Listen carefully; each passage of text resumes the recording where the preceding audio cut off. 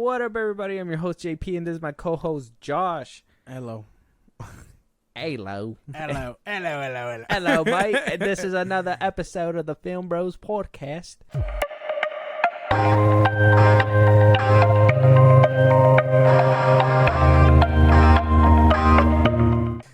Gross. That was the grossest impression ever. Sorry for doing it. I just wanted to try it.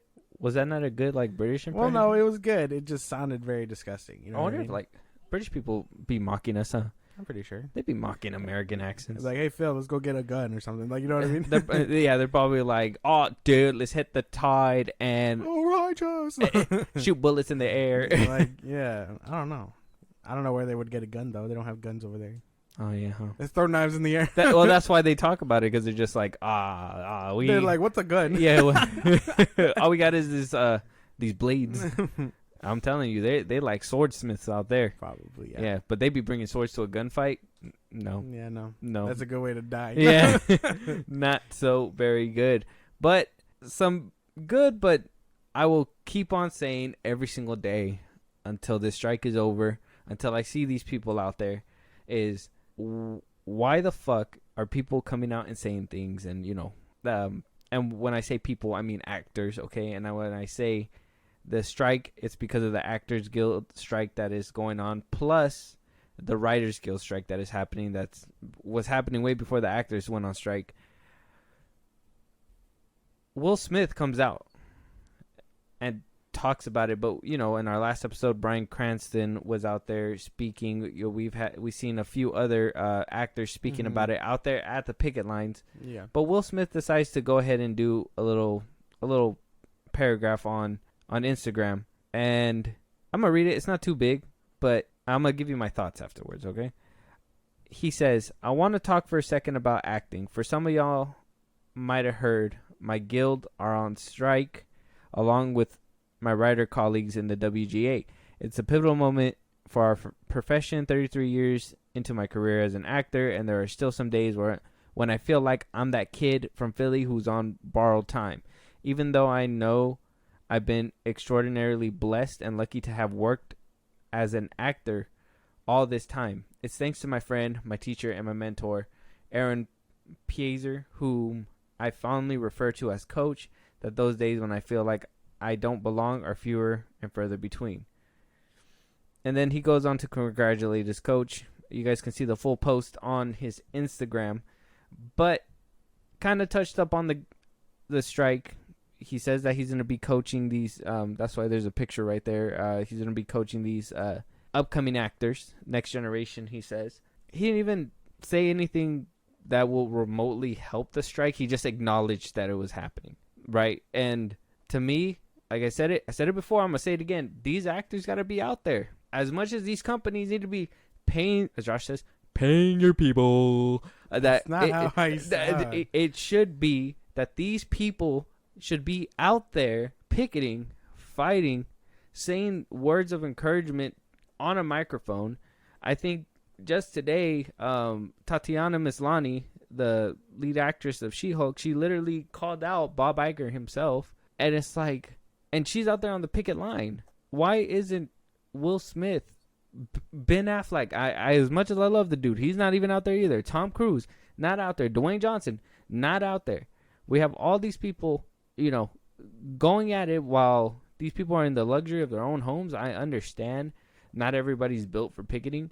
If there was maybe 3 of them, you could deal with a couple actors who are just refusing to do it. But a whole group of them that are just, nah, we're not going to picket. Nah, we're good. Don't worry about it. Isn't that kind of, you should be out there. Yeah. It would make sense for them to be out there, but I want to know why. I'm very curious. None of them have said why, and again, it's probably a publicity thing. They know if they're out there, their thing is going to take a hit. Why Will Smith cares about his reputation after the slap, I don't know. He kind of tarnished it regardless, And I think before that, he was revered as an A-list actor. So if he was pre-slap, this would have been very beneficial for him to come out and help, especially if he was the dude coming from Philly. Homie had a whole TV show, when he was young as hell. Like I imagine the shit he went through back then was probably worse. I'd argue it was before pre-slap. I think everything really just started going a little bit more downhill for him when that whole what was it, entanglement talk was happening, and I think that's when like his career. Well, no, took a hit. I don't think so. I think he was still put like an A-list actor. No, because after that he kind of when he started becoming a meme on the internet and all that, I think he kind of started dying down, is getting a little watered down, and especially with what was that one movie that came out, the one where he like was a younger him, Gemini Man, when that one came out too, that one was like on his downward spiral. So I mean, I've always said that he could always bounce back, so it's not really like a huge big deal.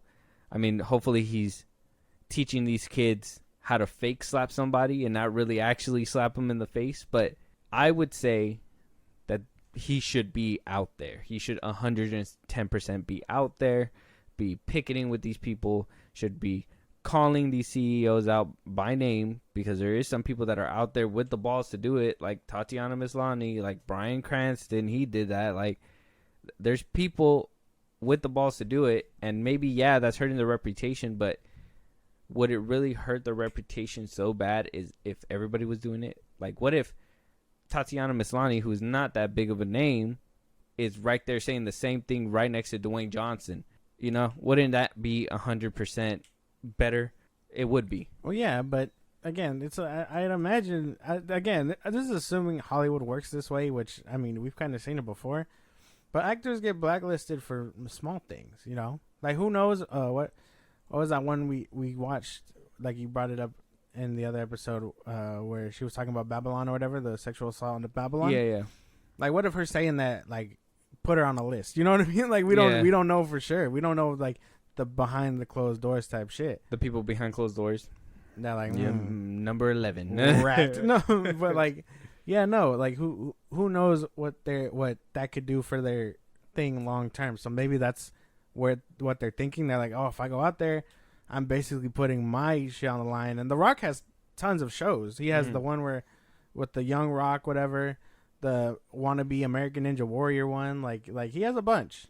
And like, imagine what him being out there, like, for the actor standpoint, he should be out there, but imagine him selfishly thinking, like, I don't want that taken away. Like, they're not going to want to do that if it means risking their cash. Yeah. Because The Rock could never act again, but he still has those shows on, like, NBC or whatever. Well, that one already. The Little Rock? No, I mean, like, the competition one I just mentioned. Oh, yeah, the XFL or whatever it is. Yeah. Yeah. I mean, A-list stars have a lot to fall back on, so maybe they don't really have to necessarily be out there right now, but eventually the well's going to dry up, and at that point, that's when they're going to go out there, and then you're going to start seeing who had more money, right? It's because eventually you're going to see them start picketing and pushing a little bit harder before their money runs out and their status kind of drips. No, it's crazy, because imagine that, right? Do you remember what DJ Khaled looked like during COVID? He couldn't get his routine done, so he looked a little older than he was necessarily supposed to be. Do you remember those? Era? I remember that, but he was always on my feed. I just kind of skimmed through. At one point, I did see him a little dirty, but then he really was like blessings, and somehow he got better. That's what I don't know why, but that's what I imagine these actors will be like if this comes out long enough. Like, you're gonna see them with beards and stuff. They're gonna just be like, "It is what it is." I guess it is what it is, but I think this is going to just be a whole new segment on this podcast. We're just going to completely bash all the actors who come out and talk but are not on the picket lines. Yeah.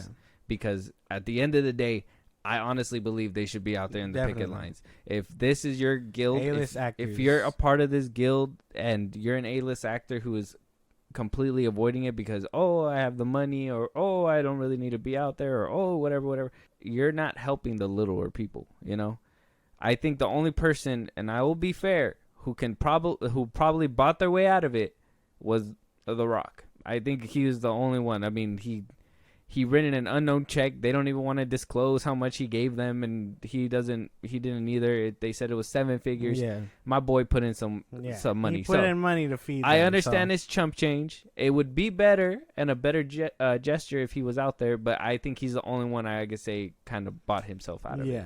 Damn. Yeah, that was kind of like a Weasley thing. Yeah. But if you guys want to stay up to date and, make sure you guys hear all the people we call out and all the actors that don't go out and pick it, make sure you follow us on Instagram, on Twitter, FilmBros Podcasts. Keep you up to date. New episodes are going to be posted on there, so you guys never miss one and you guys never get to hear these rants, right? And if you guys want to support us in a big way, Josh, let them know where they can let us know. Buzzsprout. You can subscribe there. Links are in the bios that he just gave you. You get special perks and shout outs and things like that made for subscribers only. So we recognize you and you help us out. It'll be nice. Yeah. But moving on though, of course, Sony wants us to help them out with their Gran Turismo movie. That's not happening. Oh shit. You didn't even let me get through the topic. I'm not. We know what this is. This is going around. Basically, Sony says they can't promote the movie, the Gran Turismo one, the one based on a real dude. What do you call it? So they want us to do it. And then they pushed it back to 2024. Does that cover most of it? No. Close. Almost had it. Dates were wrong. They only pushed it about 2 weeks back. So instead of coming out the beginning of August, I believe it was August 11th, it's coming out now August 25th. Oh, okay. They already had their initial premiere screenings because it was supposed to be ramping up for release. Yeah. So a lot of people seen it already, and so Sony's very how do they say, they're very confident about this movie, saying that they're getting nothing but positive praises, and that's why they're saying that basically that the stars can't promote the film but the audience can, and doubling down, saying that they've been getting positive test screenings, so they assume that the fans, word of mouth will help will basically propel this movie. And I tell you right now, that's probably not gonna happen. I mean, I'm sorry. I know this is I'm not gonna lie. It looks good, in my opinion, but I'm not gonna take a chance on a video game adaptation again. It's been so many times where I've been let down. Uncharted was actually the first one I completely just was like, I'm not gonna deal with this one. I'm not gonna watch it at all. And then I wound up watching it on Netflix, and it wound up being terrible. So I just say video game adaptations, if they are gonna wow me, they're gonna wow me on streaming, and then if you can really draw me in, I'll go ahead and go to the next one. Yeah, I guess that's fair. And I told you when we saw this trailer in theaters, because they played it before Across the Spider-Verse. To me, it's I don't care for it. I don't really like racing games, I guess. I'll play them, but they're not my favorite thing. And then this one's not even, it's based on the game, but it's also based on the dude who played the games and then just turned into a real racer. The story is nice. The story sounds nice, but I still don't care. I think it's worth a watch, but on streaming. Maybe, did you watch Need for Speed? No, it's Need for Speed. Did you kind of like that one? Cool. See, and I enjoyed that one too. And then a couple other video game adaptations. I still haven't seen Assassin's Creed. I gotta watch that one. I heard it's bad, but I think Fassbender. those.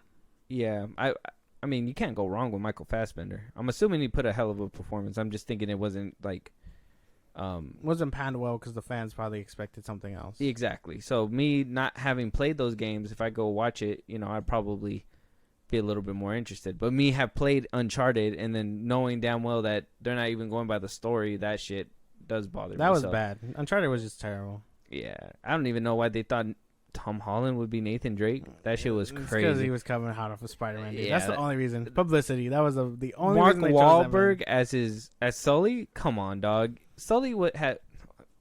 That's a whole different thing, but Sony fumbled the bag with that one. This one, I mean, as much as people want to say it's good and whatnot, I mean, this one's probably one that's going to, regardless of anything, going to have to eat it because video game adaptations are not always 100%, and I'm probably just going to wait for streaming for sure. Honestly, yeah. And even taking in most gaming adaptations now are apparently getting it right. You had Sonic, Mario, the rare cases. Detective Pikachu did really well. It did. Still waiting on the sequel. And I don't even like Pokemon. That's just crazy. I think that's crazy though. Yeah, because most people don't like Pokemon, but they know what Pikachu is, and it's enough to invest them into this world, and that's how you create new fans. Yeah. Personally, I never watched it. I tried, but oh man, that shit is longer than Naruto, and I'm just I don't really care. But you liked the movie. The movie was good. Yeah. Detective Pikachu was Very good. good. Yeah. So, yeah, Sony, I don't know about this one. I mean, very good, but not very good. Hopefully you guys get a good ticket out of it. If not, then we're probably going to see it in about 2 weeks on streaming anyways. They really got to fix that shit. Yeah. They really got to fix that shit. I mean, it's good for us, but it has to be kind of damning for them and damaging. 100%. Pulling it from the box office for streaming. Well, yeah, because, I mean, streaming does well enough. I think The Flash is doing really good on streaming, too. On digital. They bought it. The people are actually buying it on digital. Yeah. And, like it's doing good there, like on VOD or whatever, Voodoo, whatever the fuck the thing is called. So, like, it'll get traction on streaming if it doesn't do good in box office. That's probably why they pull it so early. I've been seeing a lot of people being like, oh, yeah, everybody did want to go see The Flash, but it just wasn't worth going to see it You'd in rather cinema. pay $20? Not even. A new movie costs way more than that. Like, almost $30 for a movie, and then why didn't you just spend that much in theaters? Instead of taking they probably wanted to take their family or their brothers or whatever, sisters, blah, blah, blah, blah.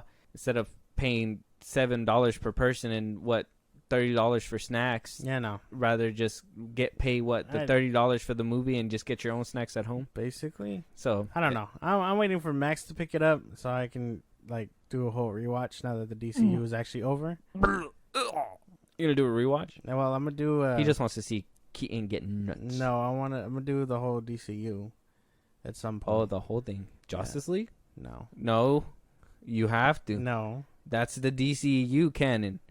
No. You're gonna have to. No, Josh. No. Yeah, I'm never watching that movie. You're gonna have to. I've seen it too many times that it's canon. It's canon. So it can suck my dick. I don't really him and Joss Whedon. I don't really It's not good. I'd rather watch Peak and then. You don't want to see Cyborg say "booyah"? No. Oh. Why would I give two fucks about that? I know it was cool in the cartoon and they made it fluid, but we won. Booyah. That's fucking stupid, dude. What the fuck, man? I could bash that movie for hours. But yeah, Gran Turismo, probably not doing too hot. Yeah. But tell your friends. Sony needs you to market it, apparently. Yeah. Hopefully there is a fan base for this movie. I haven't really been hearing a lot of rumblings at all about this one. I think this one has little hype. Yeah, no. It's racing, and does Sony even own Gran Turismo? Yeah. I thought that was an Xbox thing. No, it's their game. Oh, that's Forza. I'm thinking of Forza. Yeah, there you go. Okay. No. Yeah, two different things. That's their Gran Turismo is there. So. Yeah, no. I don't think people care about this franchise. Nope. I'm good. Can't even remember the last time a Forza game came out. I mean, Forza, Gran Turismo. Gran Turismo? It came out not so long ago. There was a new one not so long ago. I don't know. I think it's on the PlayStation Store. Oh. Yeah. It is what it is. Moving on, though, we wound up getting word that... All right, so a couple episodes ago... We covered this, too. Yeah, we covered this. A couple episodes ago, we wound up talking about how Justin Seaman basically came out, or Simon, whatever his last name. I'm sorry, dude. Justin Seaman. He basically came out, wondering, "Hey, yo, what the hell's going on with that Lando series that I was attached to?" Basically saying that the last time he spoke about it was back in 2020 when they announced it. He hasn't heard any rumblings. Well, right now he is directing a ship. It's called the Haunted Mansion. I've heard good things about it. It's out right now. Go check it out. I'm probably going to probably make a trip to give it a watch as well. Apparently, he's not even attached to this show anymore. Justin Simon, he was like, "Oh, I haven't heard nothing." Well, you haven't been a part of the conversation for so long. They kicked you out, apparently, yeah. Apparently, and I don't know if he knew about it, he didn't know about it, but this is coming from above the line. They basically reported this first, saying that Donald Glover and his brother, Stephen Glover, will now be writing for Lando on Disney+. This wound up happening before the whole strike happened. They wound up finalizing the deal. So I think they said that he was working on it about 2-3 weeks before the strike actually went into full effect. Maybe even sooner. Who knows? He'd probably been working on it a little bit longer than that. There you go. But we're getting traction on it. I personally, if you guys seen Atlanta, you guys know that Donald Glover can write. and he's a good actor, and he can do the characters justice if necessary. And I love them in Solo. I can think of nobody else better to go ahead and. Plus, he made that song, "This Is America." Don't catch a trip and don't. Yeah, might as well. Okay. This follows my timeline then, because I told you that Simon or Seaman, whatever the fuck his name is, what do you call it? When he said that basically was unconfirming what Childish Gambino said. But a few months prior, he was on that carpet. They asked him, and like I said, he was doing music. He says he has music cooking, and that the show is happening. Mm-hmm. They asked him about Lando, so that follows my timeline. I knew what Simon said had to be bullshit. Yeah, and what do you call it? So this is great news. Obviously, yeah, I loved him in Solo too. Honestly, really good casting on Disney's part. I just hope we also get the dude that played Han Solo back. Yeah, like I hope to see them two fucking shit up. Yeah, it'd be nice. I think he did a great Han Solo, younger Han Solo, and I think he matches Lando great. Him writing the story, I said he has the chops. I know Justin Simon or Seaman, whatever. I know he works pretty good too, but I really can't think of anybody else writing for him besides the character himself, who's gonna be portraying him. And here's it kind of got me. So Simon basically shared the news on Instagram, saying that Donald is a national treasure. Glad he and Steven get to carry the character forward their way. Can't wait to see. Rooting for everybody black. What? I don't know. That was the end of his quote. What do you mean by that? I don't know. I don't know why you put that at the end. It literally says that right there. I was Can't like, make this shit up. I was like, I don't know what that means, but okay. I guess. I mean, I guess. I mean, at least he's good. At least he's happy for the blacks. Like, I don't know what that means. It's probably a typo, and then he just never thought to fix it. I hope so. I'm glad that everyone's back, and then he just put black. Stupid. Yeah, nobody. Autocorrect wasn't your friend there. What the fuck? That's funny. Rooting for everybody's back. I don't know. They put an L in there. I don't. I'm trying to figure out how he could have fucked it up, but very good for Donald Glover. He got some more work. I know Atlanta came to an end already. I know he's doing his music. How he did say. If he can get multiple seasons of this show, that'd be great for him. Yeah. Well, he does that. He has that, and then I think they also confirmed him to be in that Community movie from his show. Yeah, he wound up. He signed on there too. But so he has a lot of good stuff. But he was so iffy about it because I think he thought Atlanta was getting another season. Really? When they first announced that he was gonna be when they first announced the Community revival, or it's a movie. It's a movie, right? Yeah. The reunion, whatever. Everybody signed on immediately, and then except for two people, it was Donald Glover and somebody else. But I know that person got basically fired from the show, so they didn't. They're not bringing him back. Che, what's his name? Yeah, Che. They're not bringing him back. But Donald Glover, I guess he was kind of iffy about it. He didn't know if he was gonna sign on. A lot of people were thinking it was money related. I personally think it was probably going to collide with Atlanta, and he was just going to be like, no, this is my baby. I'm going to stay here kind of thing. I know that the Community gave me my jump start, but... He did a lot of good shit with Atlanta. It's such a good show. Yeah, it is. I recommend that. 100%. I thought he wouldn't have... I thought he would be iffy about it because of Che, and I think there's literal confirmings out there where that actor called him the N-word multiple times offset or whatever. So that would kind of... So that would kind of throw me off too. I wouldn't want to work with him. This dude is openly racist to me, Yeah. But if he's back and Che isn't, I guess that's fine. I don't really care. I never really watched this show. I've seen a couple episodes from Netflix, but I mean, if you're excited for the movie, good for you. Never saw the show. Did you see the show, Community? Nah. I know about it. I heard about all the shit that was happening. I was trying to get into it, but I don't know what it was. The comedy for me just wasn't there. I don't think it was my kind of comedy. No. I think it was white people comedy. Yeah, I don't know. It wasn't for me though. But yeah, Lando show. That sounds fucking exciting. Thank God. Good. Thank God it's finally coming into fruition. That's sick. All right. His Lando was perfect. You done? Can I go now? No.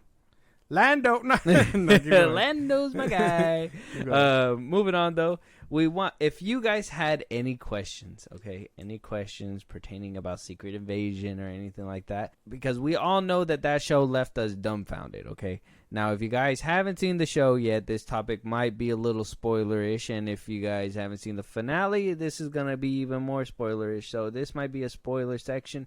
If you guys don't want to get it spoiled for you guys, go ahead, go watch the show, come back, save this episode. We'll be here when you get back. Obviously. Last warning. So the director wound up coming out answering a few questions for Variety. I'm only gonna pick out the good questions that Variety asked them, and that's basically it, because there's a few questions and a few things in this article that he addresses, and it kind of gives you an insight on what they were trying to go for, and then what I'm assuming what happened behind the scenes, financially wise, with Fahy and Bob Chapek at the time, and that basically caused the show to end up where it was. Because let's be honest, the last episode was a fucking shit show. Yeah, that shit sure, is so goddamn train wreck. That shit was so bad, and they did some dumb shit in that episode. Like if a train smashed into a nuclear plant, and that nuclear plant happened to be Godzilla. Like if that nuclear plant was above hell, and then it managed to explode, that's kind of how to describe that episode. Managed to explode. If it's above hell, wouldn't hell make it explode? Because it's hell. Well, no, because it's like very above it, like hell's like deep. Layers. Oh. It's hell, earth, and then heaven. That's what I imagine. Mm-hmm. Yeah. Well, it was a shit show, and it was very that bad. I don't know. I'm trying to understand I'm trying to understand what he said, but it is that bad. If that analogy is bad, it's that bad. I'll tell you that. So he was basically asked by Variety, and these are Variety's questions, so I'll try to make it as known as possible. So Variety asked, now that the series finale has aired, how would you describe Secret Invasion's overall message? Is there a particular scene from the finale that underlines that for you? And the director responded by saying, the theme that interested me in these scripts and in this story was the theme of other. How do we confront the other in our neighborhood? How do we confront the other in ourselves? How do we reconcile love that doesn't seem to fit into a socially acceptable box? Sam Jackson and I had a lot of conversations about that. Kingsley Ben-Adir and I had a lot of conversations about that. Ultimately, the scene that I pushed for and really enjoyed is when Nick Fury kisses Vara at the end. That is releasing the sense of other in himself that has been a constraint or a prejudice. It's opening up the world to conversation. If not all out love and embracing, it's the very last scene of the series, and it really feels like that's what it's about. Yeah. For that fucking side plot of Nick Fury and his wife, which should have been front and center if that was the theme of the show, what about the rest of the show? The side plot was being accepted, loving your partner for who they are, whatever, your neighbor, anybody could be a part of the community, they're different, blah, blah, blah, blah, blah. But we didn't see, we saw villages of Skrulls, but we didn't see, genuinely good Skrulls that wanted to just fit in with society. You know what I mean? If there was, a scene where you see a Skrull family, right? And then they're being forced by, let's say, the head Skrull, whatever his name was. What was his name? Gravik.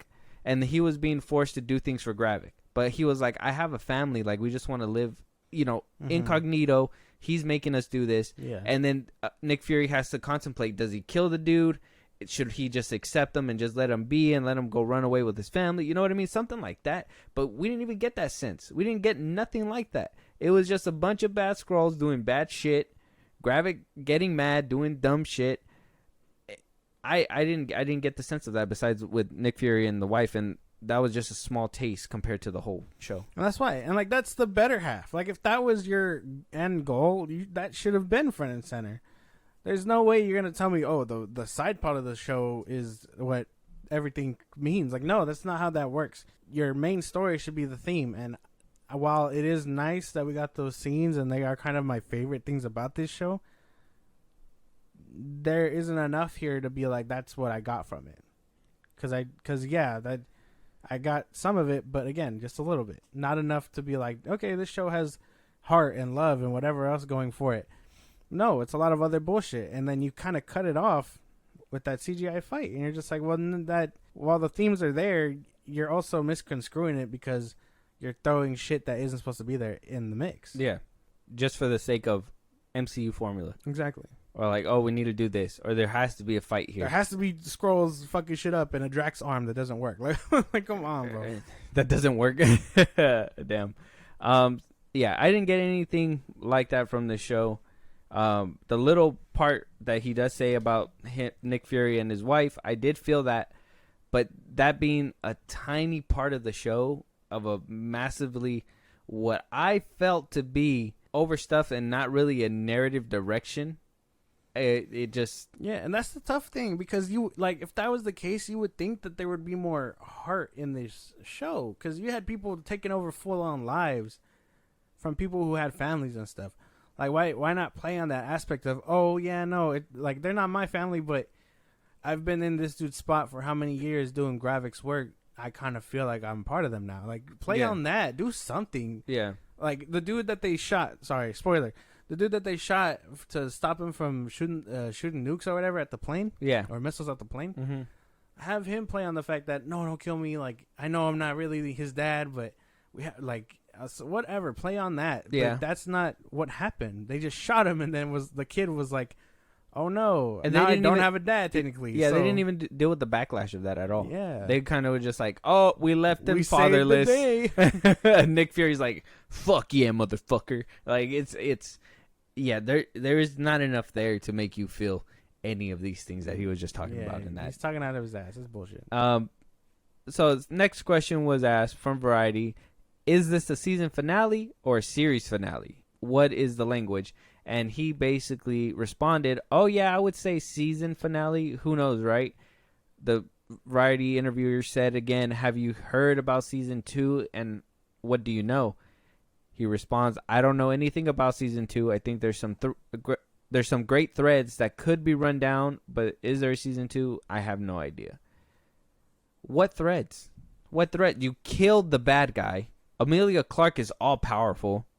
Any inconvenience to her day, she can easily just fucking avoid it or just smash through it. It doesn't even matter. She's literally indestructible. She could tear down the world and nobody. I looked at a list of all the powers that this girl got, and she's basically unstoppable. She's the most powerful fucking superhero ever. Anybody can fucking try to dance with her, and she's gonna wreck the shit out of them. It's insane. Season 2, what threads? What threads is left to even leak into season 2? Yeah, I don't know. Can we see what Nick Fury and Vera are doing on the ship? Is it rated R? No, well, no, because that's kind of what the Marvels is for, right? Unless we don't see her at all, then I'm gonna be mad. WTF to that? I'm gonna be like, what the fuck? She was just on the ship. What? She better be there. Like, maybe he had to change a heart and actually put the bullet in the head. I don't know. He was just like, actually, I don't need you getting in the way of these space bitches. Love? We ain't got no love for these hoes or these scrolls. I don't know. Yeah, but I don't think a season 2 is there. This could be fine as one of those limited series that they were talking about. Let Loki get a season 2. WandaVision can stay a single series. Same thing with Falcon and Winter Soldier. Depending on where their movie goes, I guess. But yeah, no, I don't think this one needs a second season. I think it kind of ended fine. Yeah. So now the Variety interviewer basically asked this question right here that I'm about to read out. This question I was thinking about the whole time. This is the one that speaks loudly to me. So his answer is going to be very crucial right now for me. But the interviewer said this: audiences have gotten conditioned to the idea of the supersized season finale, but Secret Invasion's episodes got shorter as the show went along. What was the vision for that? All right, I'm gonna read it first. I'm gonna read what he said, and he said back: "Vision is a really big word, and I appreciate you using it, but it's really just practical exploration and the practical evolution of a story. It's written one way, actors start performing it, and it becomes something slightly different. And when you start filming the performances, it becomes something slightly different. And then when you go to edit it, you realign yourself. I don't mean to make it practical film school stuff, but ultimately you just watch the cuts and you say, that's too long, that's unfocused, looked good on the page, sounds good on the set, not helping our story at this point. And there's also some sense of ramping up to an explosive ending, which to my mind means you go faster, not bigger, and bloatier. And this was the problem for me, bro, because oh my god, dude. If you guys want to go check it out, we have the beginning of the season review out right now and our whole series review out right now. And in the first part of that review, when we broke down the first 3 episodes and we talked about it, was the first 3 episodes were fucking long. They were boring. They talked a lot. I caught a lot of what they said. I had to rewatch it because there was a lot of exposition in those. And I honestly, in the first 3 together, I think the first 2 were the worst offenders and the third kind of lightening up. And as time went on, that's what basically happened. It just kind of got faster and faster and faster. I didn't want that because in the beginning, when they were building up that suspense, it just felt like all the payoffs they made us ride the fucking long ass roller coaster up. And then when we came past that hump, it was like one loop-de-loop and you were back at the station. Yeah. I guess that's the best way to sum it up. Because, yeah, it was slow. It was very slow. But do you sacrifice... this is a basic film school stuff, my ass. But, like, there's no way you should be sacrificing your story if you think something's too long. Like, who knows... Like, a lot of stuff ends up on the cutting room floor, right? We know that. We know a lot of things don't survive that. That's what the cutting room floor is called. But that is way before the editing process. If you filmed it, that means you thought it was necessary. And we understand shows don't get deleted scenes and stuff. Sometimes they do, if they put them out on disc or whatever. Mm-hmm. The Disney Plus is barely coming out with WandaVision's disc set. I don't think we're going to be getting any, like, deleted scenes from any of these shows for a while. If they even pack them in there, you know? Well, you got to think, you know how many, like, deleted scenes happened just because of COVID alone? A good chunk of these shows, like, I know Falcon and Winter Soldier, there was a whole, like, virus plot line that supposedly was completely scrubbed because of COVID. Loki had a whole plot line that needed to be moved because of COVID, because it was, like, a sensitive time. They couldn't have that. No, well, yeah, but that is a different thing. Filming something versus... an idea that doesn't make it, that's 2 different things. Yeah. So, like, if he thought to film this scene of Samuel L. Jackson and Rhodey talking a little bit longer, and it's another just back and forth, you know how they were going at it in the show, you should really evaluate, like, okay, this is very important, and it could be crucial to the story. Let's see if we can fill that in. But no, he basically said that for a crescendo finale, you got to be fast. You can't have it big. So that you basically cut it out so your ending can be perfect? That doesn't make sense. That's basically it, too. How can you have a season 2 if your ending ended perfect? How can you have a season 2 if you had a happy ending? There is no thread to go to a season 2. That doesn't make any sense. It literally sounds like he's just answering these questions and just being like, oh, yeah, rolling with the punches. Assuming your theme was the love stuff, right? And you thought you executed it perfectly in the show. Why would you need a season 2 then? Well, you could wrap up the love stuff with a nice bow on top, but you can also have that lingering threat at the very end, like, oh, you know, he's happy, he thinks everything's good, but then, oh, Gravik is still alive. You know, that hole in the chest didn't do anything, you know, or whatever the fuck. Like, you just see it happen, and then you're like, oh shit, like he's coming back. Nick Fury isn't safe for so much longer. No, they did away with everybody. Emilia Clarke went off to be happy. I don't know what the fuck she was doing by the end of the show. By that point, I was kind of teamed up with Sonya. Oh, yeah, there you go. Teamed up with her. They went to go do whatever they're gonna go handle and shit. We're gonna see him in Marvels. There's no threat to carry on to season 2. there's nothing that even remotely even lingers to the fact that you were even planning a season 2. Yeah. So even if you did it, you'll be bullshitting. It isn't like Loki. You know what I mean? Where the first season literally set up for season 2. Yeah. And now we're getting that in October or whatever, whenever the fuck that drops. But that's what you should be doing. I'll argue WandaVision even set up a season 2. Yeah. Yeah. That's kind of what Agatha is technically. Oh, okay. It's like going to be its follow up.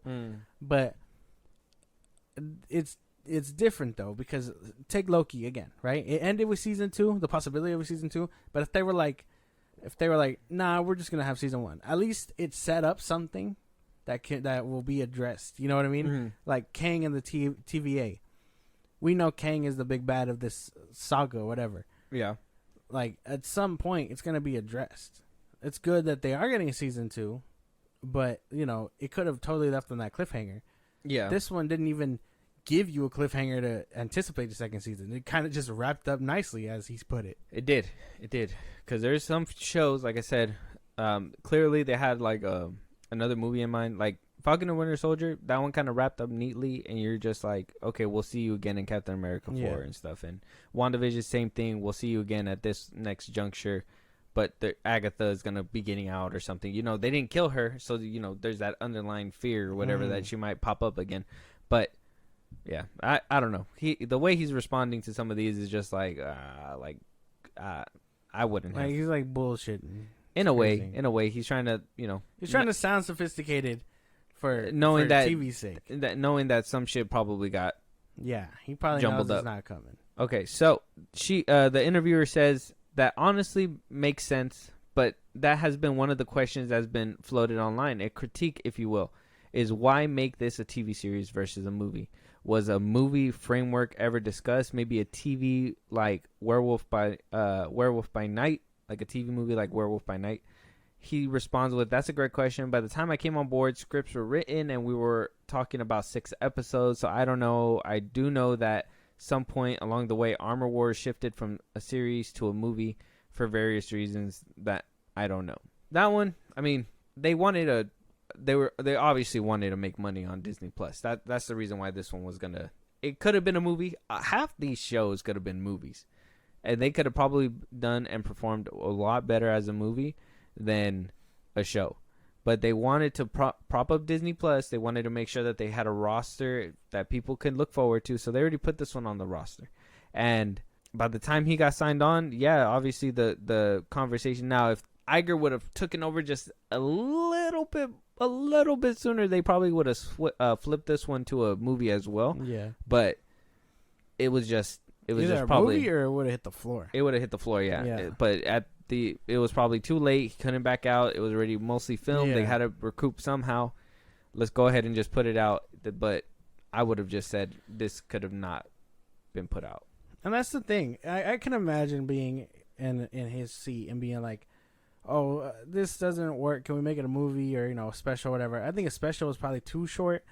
Like you can do a lot in an hour, but to tell a very cohesive scroll story probably wouldn't have worked. Maybe like an hour and a half movie would have done it right. And it just doesn't work. 6 episodes isn't enough. 6 episodes, 2 of them almost an hour, and then the rest of them 30 minutes. You're destined to fail in that shit. Yeah. Like it doesn't work. And I never thought the scroll plot line was gonna end up like this, because I thought they were building up to something crazy with Far From Home. They should have definitely invested with this shit. Yeah, with Far From Home, the way they sprinkled that in there, like it felt like it was gonna lead up to something humongous. Yeah, and it just kind of wound up falling flat. They somehow had a machine that can easily transform them and shit like that, and it's fucking ridiculous, man. It was just, it didn't make any sense. So I personally thought it could have been a movie, but they choose to.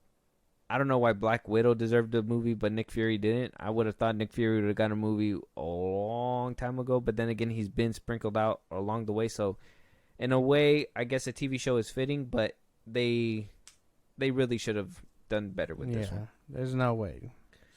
And then we come down to the big question, all right? So, Variety asked them, what have you made of the reaction to the series overall? Because reviews have been mixed. He responds, I don't read reviews. With all due respect for me, I view all the storytelling work I do as dialogue with an audience. When the show is finished and I put on the screen, that's my half of the dialogue, and the audience then starts their half of the response to it.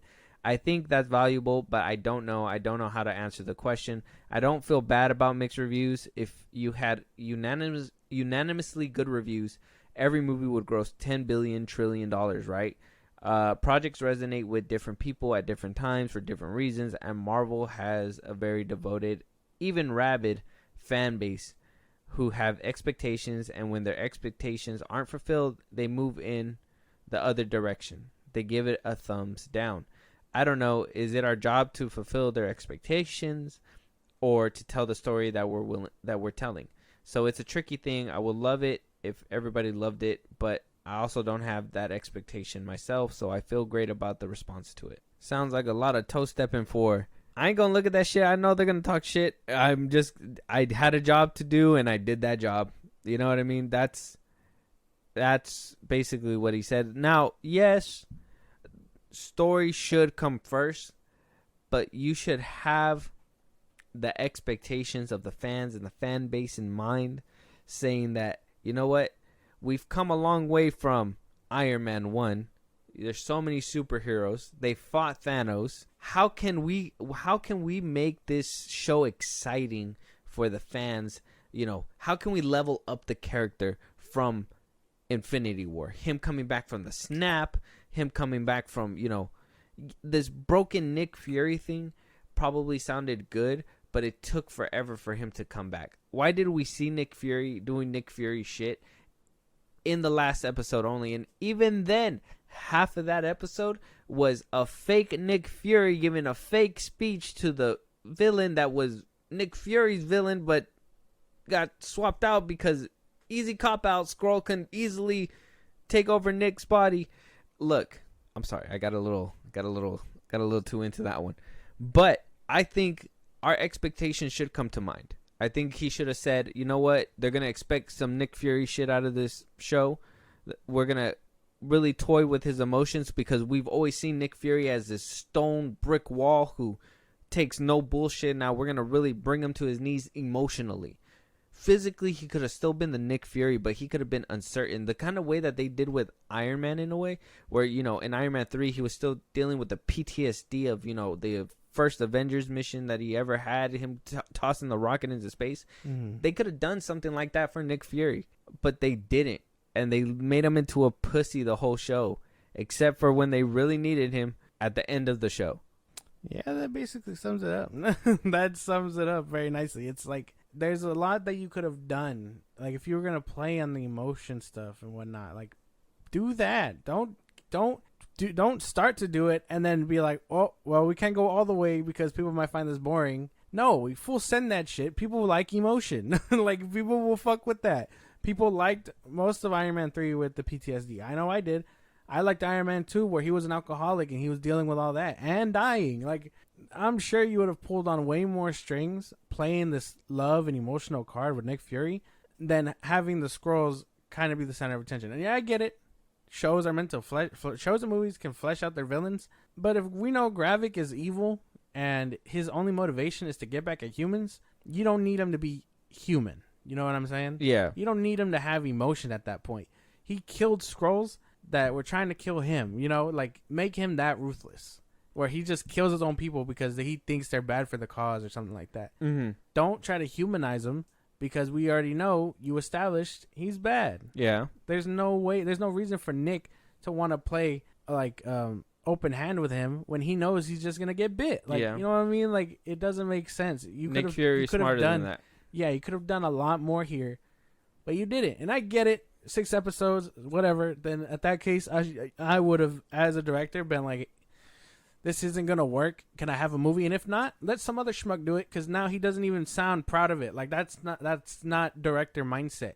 This is like, what's his name? The director of Shazam type of shit. Yeah. You know, like, this is like, you don't have pride in your show at that point because you didn't care for the fans' expectations or their whatever. How did you put it? His rabid fan base, whatever the fuck he said. Yeah. Like, you don't call your fan base that. Yeah. that they could be rabid. Yeah, that doesn't make sense. If that's the case, make something you know people will like. Pull on their heartstrings a little bit, so that way if they're not invested to think, make them feel something. I don't know where it came from. You really pointed that out, and I don't know where this came from. Where like these actors and directors and all these people think that oh, I love my fans, but there's a few fans out there that get a little too, you didn't give me what I want or whatever, or like they really, you have the DC fans, real DC fans, and then you have the Snyder cultists who, don't have any influence or don't do anything, and then you have Marvel fans, right? And then you have the toxic Marvel fans who really want to talk shit about everything and blah, blah, blah, blah. Has it ever occurred to anybody? I know that there is a few haters out there. And I would say out of the whole graph, if there's like 100%, maybe like, I would say like 5% are actual genuine haters, or 10% if we really want to, and even then, if we really want to be on Twitter, I'd say like 10%. But at the end of the day, they're your fans, man. They're your fans that are showing. Some fans will eat anything up. Some fans will, you put out dog shit, they're gonna be like, this still tastes lovely. But some fans are gonna be like, I liked it here at this establishment when you guys were serving good food, but now y'all serving dog shit. So I don't want to eat that. I don't want to eat dog shit. I want to eat good food. And so they're gonna check out, and then eventually, when they start serving good food again, they're gonna come back. That's how it works. But you can't say that they get rabid. You can't say that just because they don't agree with the way that you made it, or they didn't like it, like they're just toxic or whatever. It's not that. It's just your work was shit. They're telling you that it wasn't that good. I mean, a lot of people are really voicing their opinion about this show, and I'll tell you right now, it's not good. Maybe you should be reading some of those comments. I think he should be reading some comments. Exactly. And, while the harshest person can totally be like, oh, this is shit or whatever, like, I'm sure there's valid criticism in it, Like, what if he sees what if, for instance, he heard us, and he was like, oh, man, I probably could have done that. I probably could have pulled on their heartstrings a little more, so on and so forth. Don't go into it thinking, oh, no, I made a perfect product. It's these fans that don't like anything. No, you should probably go in there and be like, okay, maybe I didn't wrap everything right with a bow. Let's see what they have to say. Oh, Rhodey doesn't make sense. Whatever. Okay, not my fault. I can agree, or I can't agree. Exactly. Like come in it with that. Don't be like the Shazam director where he's just like, oh, I don't really give a fuck. I'm not doing anymore. Yeah. Like, it's like, I'm going back to horror. This is not, like, don't go in with that mindset, because now you got people that are like, well, he doesn't really care about a product. He just cares about getting paid. Huh? Like, we don't need you at that point, because you're not delivering for us. You're just pushing more corporate money into your pocket. Like, we don't care about that. Basically, it's fucking ridiculous. It doesn't make much sense. And they need to get their shit together. Now, she does ask a couple more questions. She asks about Rhodey, and we kind of have an idea that he's probably from Civil War, but he even says as well that they're not going to find out until Armor Wars. That's not really the big question. This is the real big juicy question right here that has everybody. I even brought it up just a little bit a second ago. Gaia being the most powerful being in the Marvel Cinematic Universe. So the Variety interviewer asks, I will ask you a nerdier question about that scene. This seems to be introducing Gaia's Super Skrull as Marvel's new most powerful being. How was it deciding which Avengers powers she was going to get to show off? And he responds with, well, simply put it, it comes from Kevin Feige, who says, it's all fair game. That's best expressed in the moment when Gravik takes the vial from Nick Fury, puts it in the computer where it is analyzed, and we see all the pure superpowers ever. That's like the moment where we're like, okay, this is going to be something. We storyboard those sequences for a month. I had 2 storyboard artists working on it, Aaron Swand in LA, who's a Marvel fanatic, and Ian McCaffrey in Dublin, Ireland, who is a little more of a choreographer and less involved in the MCU. And together, the two of them found a rhythm between superpowers that had meaning and superpowers that had choreography and elegance. Then those storyboards go to stunts, and stunts work out that some of those movements are impossible to do.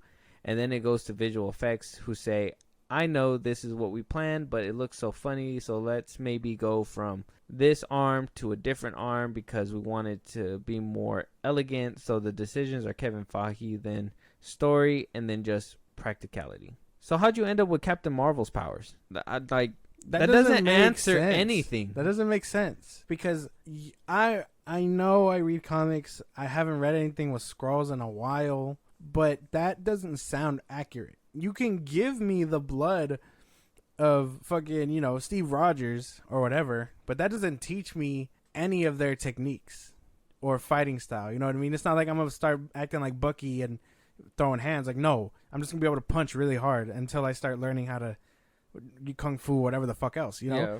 That isn't how that works. So I saw Bucky's blood in that. I saw a lot of regular humans' blood in Captain America. Like, okay, she's a super soldier, but what how do I word this? What did she have before, right, that made her indestructible in the first place? It was that extremist shit. Mm-hmm. So, like, you already have the ability to heal from bullet wounds and shit. That's probably how Gravik is probably going to survive. He's probably not dead at all. Mm-hmm. He can heal whatever. The extremist thing. Yeah. So let's assume that now she's like more durable or whatever. Yeah. So a bullet wound will still like hurt, but it won't. It still doesn't make sense. And then, yes, choosing the right arm would look funny or whatever, but that Drax arm still looks funny. So you're telling me that was the choice made by the CGI artist? They probably said it looks less funny. I don't know. On Gravik, it looked fine. They were like, oh, that don't look right. Wait, they're like, but this looks better. And they're like, it doesn't look good either. He's like, yeah, you gotta pick one. That's the weird part though, because Gravik to me, he looked good. Like even like down to his like arms and stuff. I think he looked better than Emilia Clarke. He looked good in those spots where like he was full scroll because he was a full CGI character. But the background looked off. Well, yeah. And then there was the scenes where like he would be moving around and the camera's kind of like facing his head in an awkward position, and it would look weird too. But yeah, I think Emilia Clarke's was like the weirdest one, and that was just because she was human. She was human, and that throws you off. And like again, I understand the concept. If you have two green people, you're gonna get confused or whatever. But CGIing things on a human is still gonna look goofy as shit. We've seen it time and time again. Superman's face.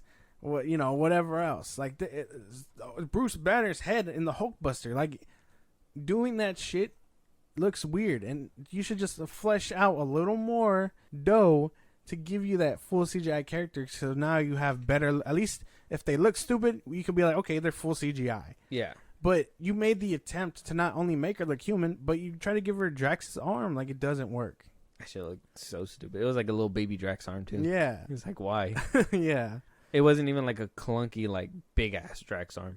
It doesn't make that shit still doesn't make sense. It puts the blood in you. I thought in the comics they have to literally touch them to get their powers. I don't know. I haven't read anything with Skrulls. I'd have to get back to you. It's obscure, not like comic book knowledge that it changes. Well, so I haven't read. Skrulls haven't been a thing for a while, and that's because of the whole rights thing with Fox and whatever. But. Well, no, that's why they mainly fight the Fantastic Four in the comics. Yeah, that's why I was hoping for a little nod to that. Yeah, to like the Super Skrull to survive. Like I was expecting Gravik to fight the Fantastic Four. That could be another Super Skrull, maybe, but I don't know. Who knows where they take that? Well, director Ali Salim, who do better. Just be better. I don't know. Well, the show. For some people probably was okay. I know the finale rubbed a lot of people the wrong way. So I guess fumbling the bag at the last episode is still a fumble. I think it's the worst offensive fumble. If you fumble like a couple episodes in between and get back up, that's easy. But if you literally waste our whole time and just fumble that ending, it's like there ain't no point. So a lot of people really, I'm sure there's a big no on this show for sure. I don't know. People thought it was boring, and I didn't really feel that. Like, I don't think it was boring. You feel it was boring? No. Because boring to me, like... The show was boring in the beginning. I don't think so. In the beginning, it was boring. It got a little bit better. Like I said, I think by episode 5, I was really excited. There was some really exciting things, like that whole meat locker scene with the girl. I think with the girl, she's phenomenal. I think she really lit up the room, but the rest of it was kind of boring. 100%. Mm-mm.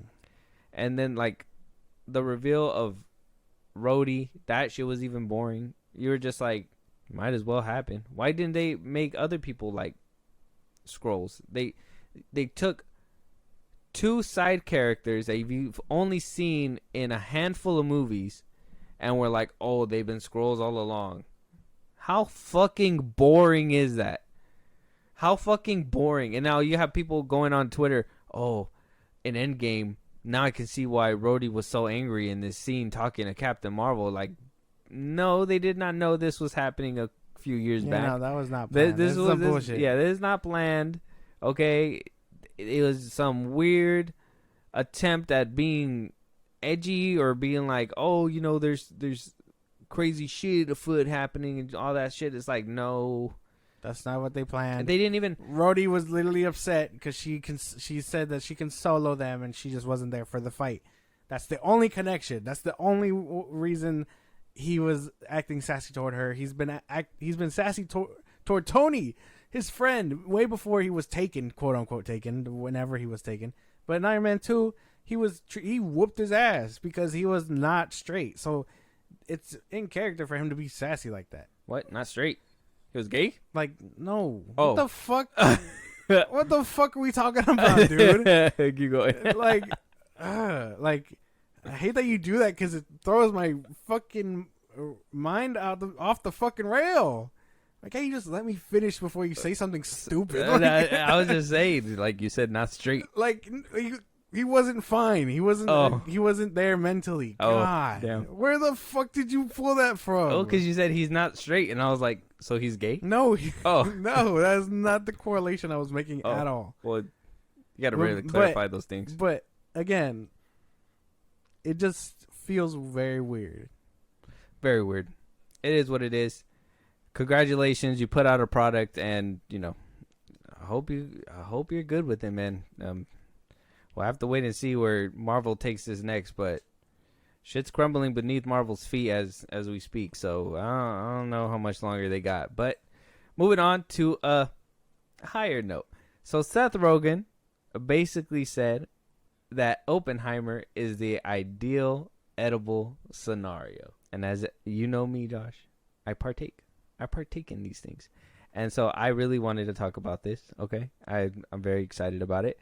So he speaks to Vanity Fair, asking if he was I guess the interviewer asked him if he was an edibles guy. And he says, yeah, I fuck with edibles a little bit, but I would do it sparingly. I would say, and generally only if I'm in a situation where it seems like I have to go a long amount of time without smoking. He says, like Oppenheimer, seems like an ideal edible scenario if you ask me. I was talking to Snoop Dogg about edibles once. He also does not eat a lot of edibles. I asked him why, and he basically says because edibles got no off switch. And I thought, great point. You smoke a joint and you have some sense of how long it'll last. You eat a brownie and you're either not high at all or as high as anyone's ever been for 48 hours straight, end quote. So he's probably right, but I don't think I want to eat an edible during Oppenheimer.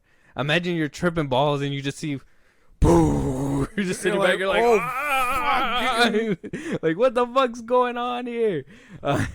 I would say Oppenheimer's the opposite of an edible movie. I think an edible movie would, honestly, depending on the edible and how strong it is, I hear the way this movie ends really, like, tears into your soul a little bit.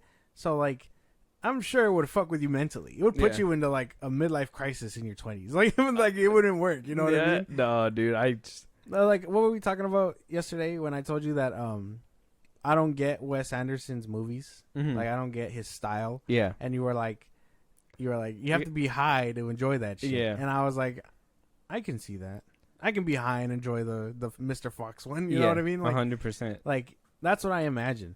An edible scenario, I get what he means. Like, if you're going to sit there for like 3-4 hours, you might as well take an edible so you can just space out. Yeah. But pick and choose the movie. Don't do it during Oppenheimer. That's a mistake for sure. I'll say right now, if I eat an edible during a movie, any movie, I'm having my own movie in my head. I'm not even paying attention to what's on screen. That shit, it's translating in my brain differently. It's probably like cats talking to each other. Like if it was the Barbie movie, it's Margot Robbie as a cat dressed in pink. Talking to an well, elephant. yeah, because I mean, you've seen Doctor Strange. Yeah. Like, imagine that one high. I did. Yeah, I did it. like It was nice. It was crazy. I'd imagine it would fuck you up too. It was okay. A trippy movie was Have you seen A Good Dinosaur? No, It's a children's movie, right? Yeah. It's fucking insane. It's on Disney Plus. I was watching it, right? And not a bad parent, but like I was just chilling there, you know. I smoked a little bit. I was kicking it. It was playing right there. The boys fell asleep. I just wound up sitting there watching it on my own. And I was like, there's a scene where like the kid eats like a plant and he just starts fucking tripping. He starts tripping, bro, like in the movie, and like so much things just start happening. I'm just like, I was like, is this me or is this the movie? I was like, there's no way that this movie's doing this. And then so I sobered up, I rewatched it, and it did happen. But that whole scene was a fucking trip, bro. Just sitting there, just looking at it, I was like, why is this happening to me? I really thought like I was tripping. And then after watching that, because I was so high, I'd look away and there was like happening on the walls and stuff, and I was like, this might be me. Yeah. Not very off the shit. Yeah. Too much sauce in that one. But I understand what he means. And Snoop Dogg totally sounds like the type to be scared of edibles too. Snoop ain't no pussy, dog. He just said he doesn't do it. Oh yeah, because I mean that shit's fucking scary, bro. Yeah, and that's why he literally has a point. There's no off switch. Yeah, like you're literally gonna be done being high in like 2 hours, or you're gonna have to ride that ride for like a good minute. Have you ever fell asleep on edibles and woke up and you're still high? Yeah. That shit's fucking... It's scary. It is scary. It fucks you up because you're like, I swear. Like, that bitch said only a few hours.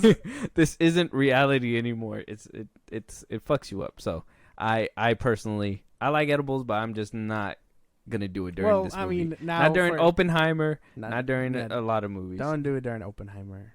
Pick a fun movie to watch if you're going to do it high. Like, fun movies to watch high. Like, if I was... Well, I think I found enjoyment out of Rise of Beast because I was a little high when I was watching it. So I was like, that's pretty cool. I think the ideal movies to watch are ones that will have you laughing your ass off. So, like, scary movie. Like, any of the scary movies, I think. It don't hit like that. It's not... When you're watching stuff, the best, in my opinion, at least when you're high, and maybe this is for all the tokers out there, if you guys, want a little bit of sauce. When you're high, you gotta watch something thought-provoking, because that's when you're truly entertained. When you're just laughing at something, you're gonna laugh about it, and then you're probably gonna think about like other shit that happened that pertains to that, and you're not really gonna watch the movie. But like if you're high, bro, like what was the one movie that really got me? Prisoners. I was high, bro, and I watched Prisoners, bro. That shit had me wanting to leave the house catching pedophiles, bro. Like, that shit made me mad. I was so bro. Chris Hansen, bro. I get my clipboard out. I'm like, so you're here to meet a 13-year-old boy? Yeah, like I was like, god damn. I was interested in that one, and I think, like superhero movie that I was able to really get into, like high. It was Logan, 100%.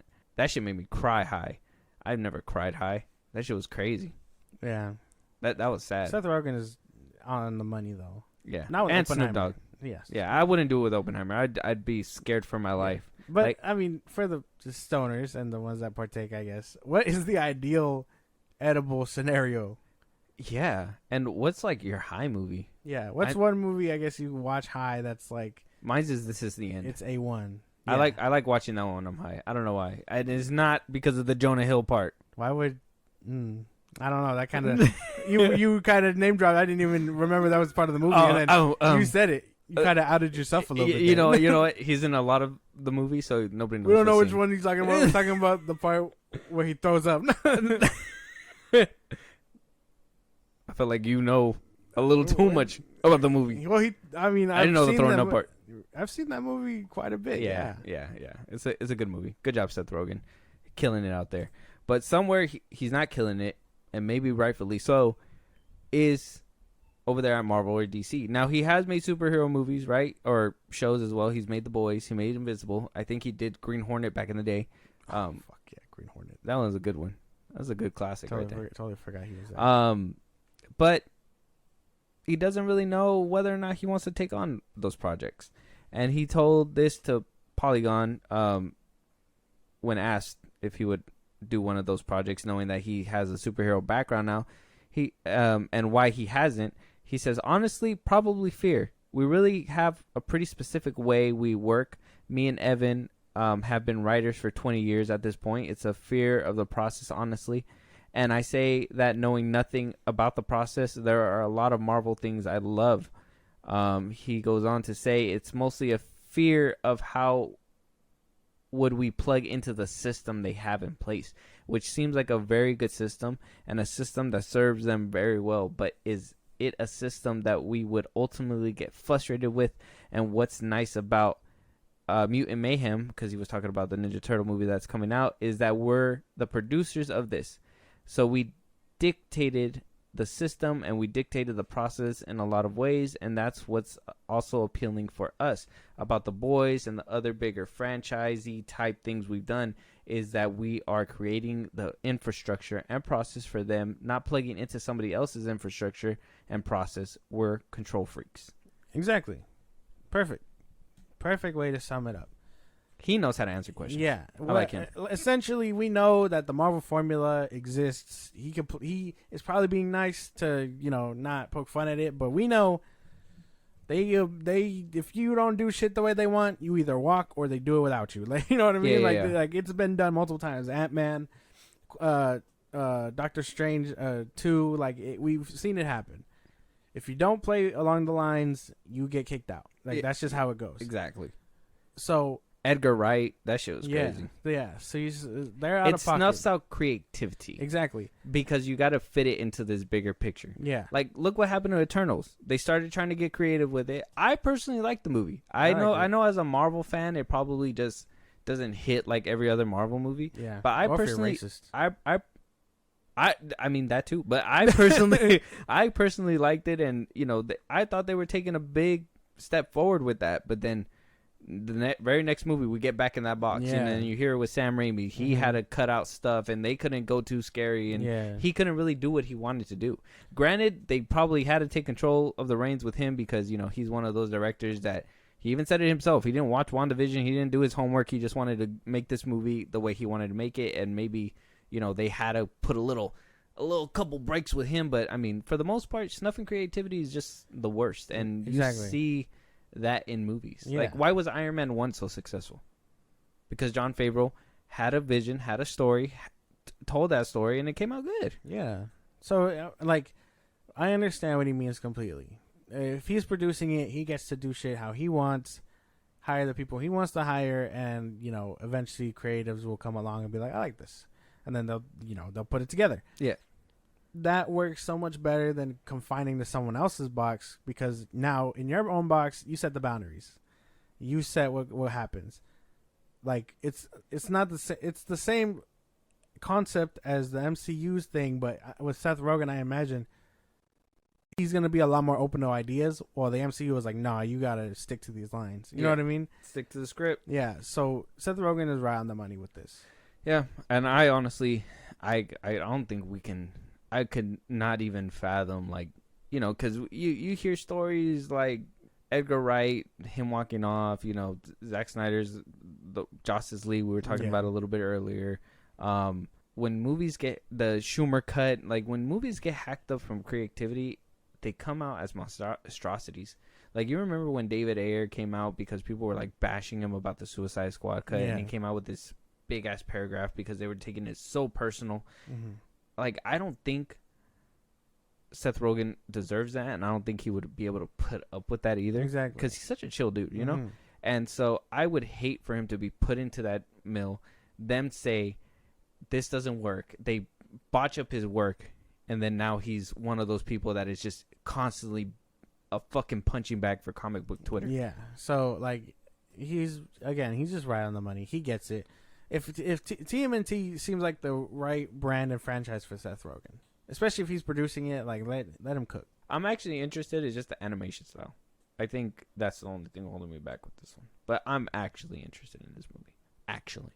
Actually, actually. no, me too. I wouldn't say the animation is what's getting me. It's the villains, and I know they don't want to do Shredder so early because we just had a recent Shredder villain, and then we know what happened with the Krang last time we seen them. So I'd imagine they want to go do something different, show off a little bit more of the rogue gallery, but I don't know. Something tells me something tells me that they're gonna keep it safe with just Shredder. Probably something mild. The best TMNT story to date, in my opinion, is that one TMNT movie. The one from 03? Yeah. No, it was like 08 or something. Was 06, something. 07. 07, there you go. What do you call it? I know what you're talking about. The TMNT one. Yeah. The one with the girl, Rachel, and they try to, like, the statue, and they... Yeah, and Leo comes back. Yeah, that's, like, a good one. Yeah, no, it's I heard the story. one on Netflix is really good, too. I just haven't gotten into that one. I mean, yeah, I showed you the trailer for that one. Yeah. Yeah. I gotta watch that one, too. Like, I imagine that one's good. But... yeah, they just won't do Shredder for a while, I imagine, because we've had a Shredder. The villains in this one are like other mutates, and that's cool. I don't know if I think they said Cowboy and Bebop is gonna be in this one again. That's why. It's those Bebop. two. The rhino and the hippo. Yeah. Yeah. I'd imagine it's a movie about other mutates. And like who knows what that animated series and their sequel can be about. You know what I mean? Yeah. It's gonna be interesting to see. Let him cook with his universe. There you go. Yeah, let him do that. He doesn't have to be part of Marvel and DC. He already has Invincible to deal with. The Boys got the Gen V spin-off happening already. He has a lot. Yeah, Marvel and DC don't need him, and he don't need them either. So I think another thing that he could do would be very interesting if he had something to do with Spawn. I think he would do something great with Spawn. A good Spawn, yeah, but that would have to be another. Hey, we're gonna. Well, I don't even think Todd McFarlane would even give him a chance to. That fool was like vicious when it comes to the rights. He made the first Spawn movie, and that one kind of was a flop, and then a cult classic now. I think it was kind of like, oh, this is one of like the first superhero movies type shit. And then I think a few people, it was shopped around to a few people, this reboot that's happening, and same thing, he just couldn't pick somebody perfect for it, so he put himself in the spot again. And I'm like, he's done a couple okay movies, but I don't think he can make a superhero movie. I think somebody like Seth Rogen or like, I wouldn't say him, I would say like Sam Raimi would make a good Spawn movie too. I think somebody with horror, James Wan would probably do a good Spawn movie. Yeah, I think some people can. It's just Todd McFarlane would not allow that to happen.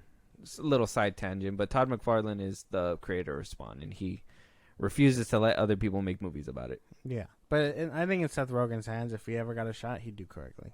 100%. But something that is in their hands from Seth Rogen is the Invincible property. Now, Universal apparently is still looking to make this adaptation. It's being told to Screen Rant from Robert Kirkman, saying that everything's been on pause, but it's something that I know Universal is very invested in, and it's something that we've been working on behind the scenes up to this point. Hopefully I'll be able to answer the question in a more answerable way at some point in the future. So Universal's still interested in making this live action adaptation. A lot of people are casting Nightwing actor on Titans Ryan Porter as the Invincible character. I'm not 100% sure if that's fitting, because isn't he like half Asian in the show? He's like half Asian, half American. Get the dude that played Beast Boy. No, hell no. He's a terrible actor. He's a fucking terrible actor. Yeah, but they're the ones that he's the closer option. Nah, he's a terrible actor. Get somebody else. I would 100% say somebody else. Maybe not a CW actor. I would say give it to somebody. I'm trying to think of like a half Asian, half American actor, but I can't, like, off top, I can't think about it. Can you think of somebody? No. Brenda Song. Gender swap him? No. No? Not good? No. Well, he's too old. Who's too old? I was gonna say the dude that's playing Sentry. He's too old. Will Porter? Is that his name? Oh wait, Sentry? Oh, him. That's the same dude who voices the actor. Oh really? I didn't know that. That's him. Oh, I didn't know that. Stephen Yu. Yeah, He voices Invincible. No. Yeah, I didn't know that. I didn't know that. I thought he can easily translate to that, but I don't know. Maybe he's just too old to actually appear as a teenage kid in You know what I mean? Ryan Porter looks the part. He's just too white, and he has been in other movies. He's been in other movies before Titans. Has he? Yes. What movies? He was in The Giver. Did you watch The Giver? I've heard about it. Yeah, he was in that movie. Okay. He did I've pretty heard good about in it. that one. I like that movie. Really? Because they didn't make a career out of it. Man, that movie, it's based on a book. So, and I've read the book. I remember him coming out in like the book era as this like heartthrob. Like he was that handsome boy that saves a girl or does some He was badass like stuff. the next Taylor Lautner. Yeah, like he was trying to be propped up to be this big thing, and he just kind of never turned out to be anything. His Nightwing is pretty good though. I like his. So Nightwing. I hear. I haven't finished it. I Gotta finish. He does a pretty good Nightwing. I think if he got the part, it'd work. But again, he's just too white, and that will. I don't really care, but I know the internet will care. Yeah. They're gonna be like, he's not diverse enough, and blah blah blah blah blah. I mean, if he looks kind of Asian, I mean, even in the show, he's not like he doesn't even look 100% Asian either. It's not like he has like squinted eyes and stuff. So I don't really understand where that big deal would come from. But hey, it is what it is. It's 2023. But I'm still looking forward to a live action version. Who can they possibly get is beyond me. Will they get J.K. Simmons to play the character in live action, or will we get a Henry Cavill to play Omni-Man? Fuck that, dude. I honestly hate that. Henry Cavill playing Omni-Man? Yeah. Why? Because that'd be cool. That's lazy. That is so lazy. That is a lazy casting. What's his name? The dude that was gonna Jeffrey D. Morgan. I can see him doing it. 100%. He's already beefy. Like he could do it. I see, you're cooking now. Okay. Before you were kind of burning dry shit. I thought I was cooking, but the stove wasn't on. I was like, hold on. Like, let me hit the igniter real quick. Now you're kind of fueling it. But I feel Henry Cavill is just lazy. And if J.K. Simmons is not, he's old, so you know what I mean. Like, and I know he's yoked. He's yoked. Yoked right now. Yeah, he's very yoked, but I'd imagine that he's also very limited. So I don't see him coming. But Jeffrey D. Morgan could probably work. I think so. Hey, put me on. Moving on though, another thing that's making a lot of Twitter fans crazy is that we won't be seeing any Marvel or the Marvels in any theater with an IMAX screen, because apparently Dune Part 2 will be taking them all up for about 5 to 6 weeks, that they're going to be prioritized over the Marvels.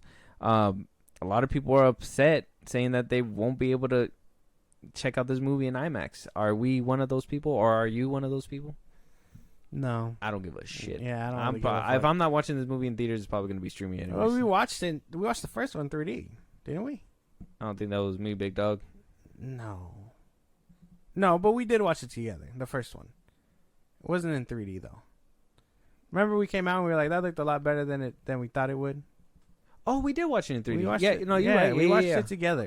We were at the Maya, 100%. Yeah. So it was 3D. Mm-hmm. I was not sure about that. Okay. No, yeah. Yeah, no. So we watched. I wanted to see it because it was in space. Yeah. And there was a lot of stars, and so I wanted to see it. Yeah, no, it was good. Like 3D was a good watch for the first one, but that's what I mean. Like, I don't really care, because if we can get the same effect in 3D, like, it's fine. I don't really care. Yeah, I wonder what Kamala's powers would look like in 3D. That'd be trippy. Thinking about it now.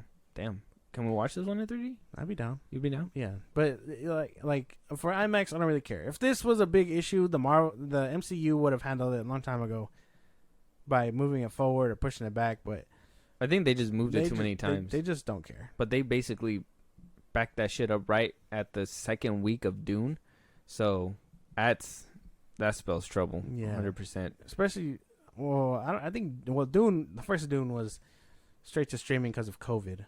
See, and what's going on with that though? Why is Dune having such a long run with IMAX when Tom Cruise was trying to get more IMAX screens for his Mission Impossible movie? How come Dune Part 2 is able to go longer than the first weekend? Because it's usually the first weekend and the first week in IMAX, and then by the second weekend, if there's nothing good on, they'll keep it in IMAX again. But if there's something else that's like right behind it, like a blockbuster movie that was filmed in IMAX as well, they're most definitely swapping that out for the new one.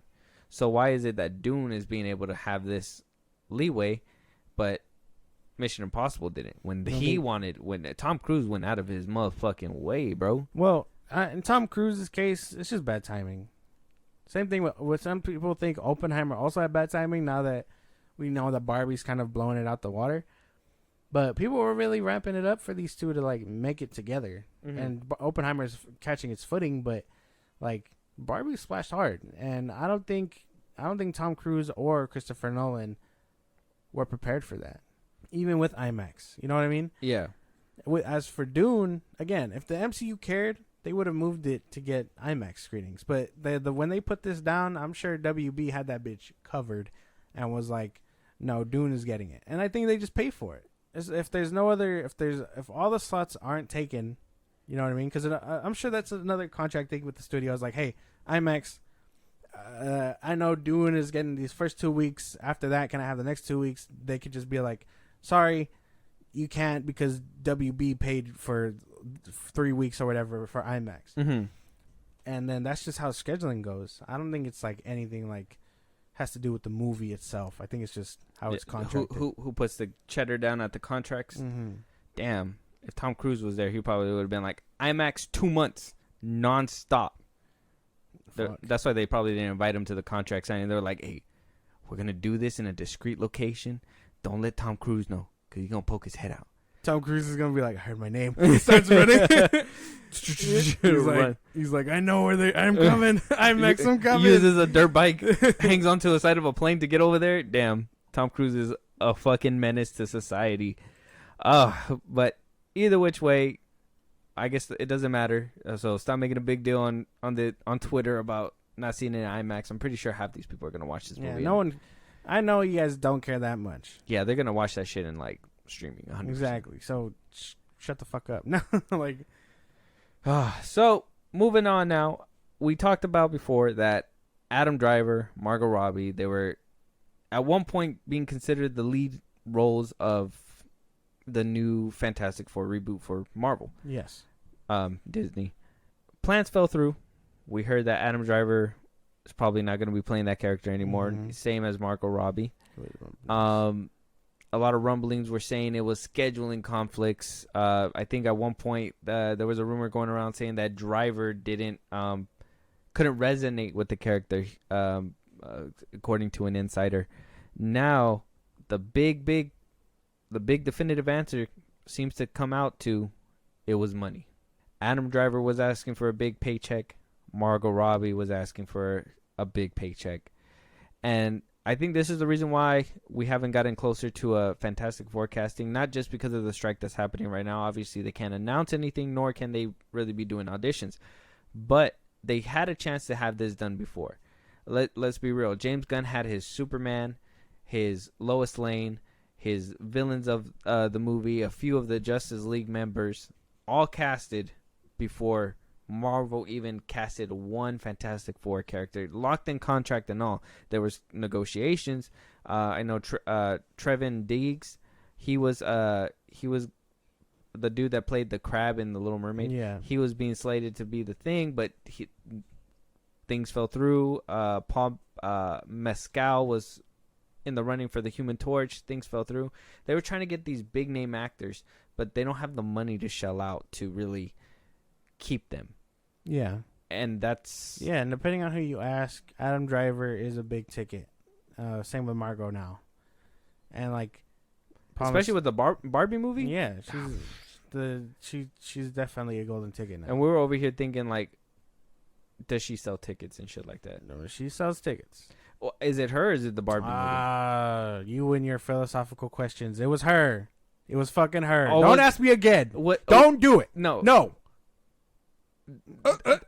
The Barbie brand is a big Barbie brand. Yeah, but the movie isn't even for children, so it doesn't matter. When we were talking about this yesterday, Amy Schumer was slated to be Barbie at one point. We don't give two fucks. Would the Barbie brand have made this much money if Amy Schumer would have been the head? No, because it's Amy Schumer. Yeah, makes sense. Her comedy is just, it's not funny, and that's not even me being misogynistic. She's just ass. Like I watch a lot of comedians. She's just not funny.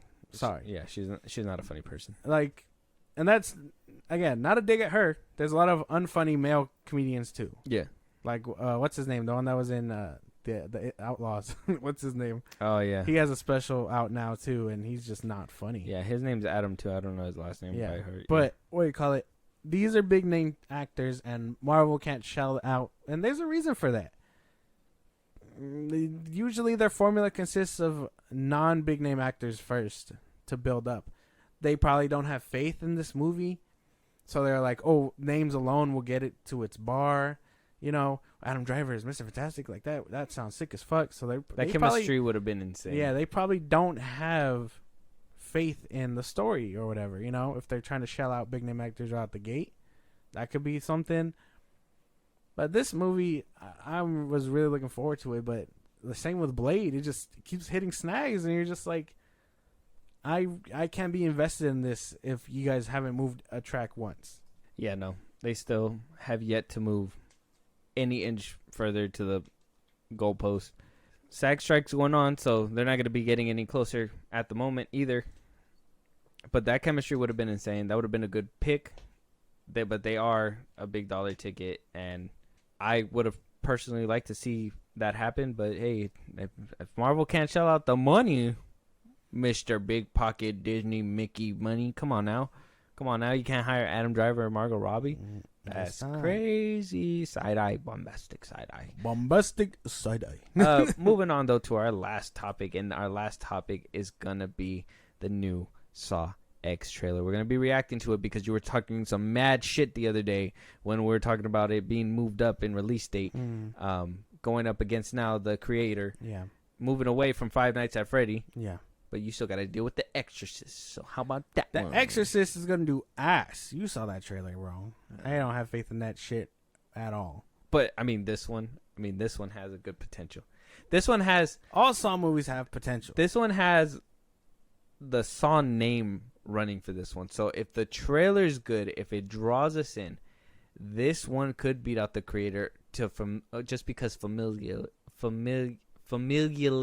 alone. Yeah. That was a big word to spit out. And that is the whole thing Lionsgate was trying to do. Wow. What? No, don't do it. It's a good franchise. You shut up. You know what I was saying in that one episode? If y'all can remember, they didn't have faith in Spiral. So they were like, let's get this dude back. This is the sequel to Spiral. You don't understand. No. It's the sequel to the first one. No, this is sequel to Spiral. All movies have John Kramer in there. It was a sequel. They try to do it on a different route with a different actor, whatever. They do things different all the time. This is what they do. This is literally their movies. It's funny that you bring it up, right? Because I saw a post about what you talked about, because it's been a minute since I've seen the Saw movies. But I remember, like, I saw this post and it made me think about what you said when you were like, oh, they didn't de-age him, whatever. They just put a backwards hat on him and said he was young. And then I saw that post come along my timeline and I started dying. I was like, that's really what they did? What the fuck? I don't really remember that. Yeah, they literally were like, oh, he was supposed to be younger and having a baby with this, like, and they get like this young ass white lady and they just like, hey, flip the hat backwards. Now I'm a fuckboy. Yeah, but let's get into it and we'll see how good this is. All right, and no comments until it's over, all right? Okay. I know you. Just at the lip. Out of all the men to cheat, you picked John Kramer? The cancer is still spreading. I'm afraid there's nothing else we can do. There is one person who might be able to help. Our program is a two-pronged treatment outside Mexico City. The results have been stunning. She saved my life. You're in very good hands with us. After that, what happens then? Your whole life happens then. John Kramer. According to these scans, the tumor was never removed. How much time do I have? Months, at best. I still have a lot of work that needs to be done.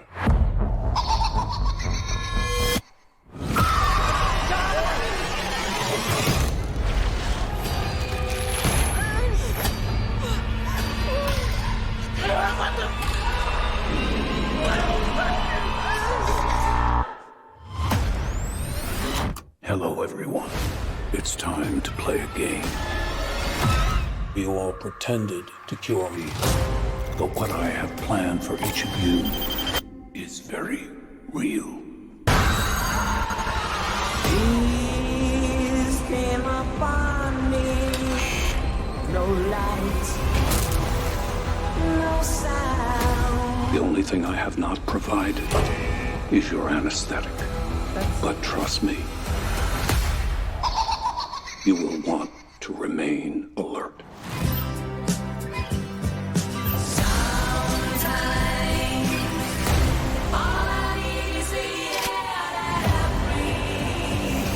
Out of all the men to cheat, you picked John Kramer? Please, don't hesitate. Place a big enough piece of your cerebral tissue into the glass enzyme tank. This will save your life. So sleep, silent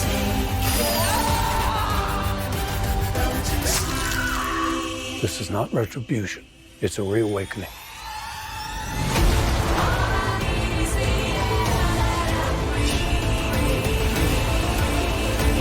Live or die. The choice is yours.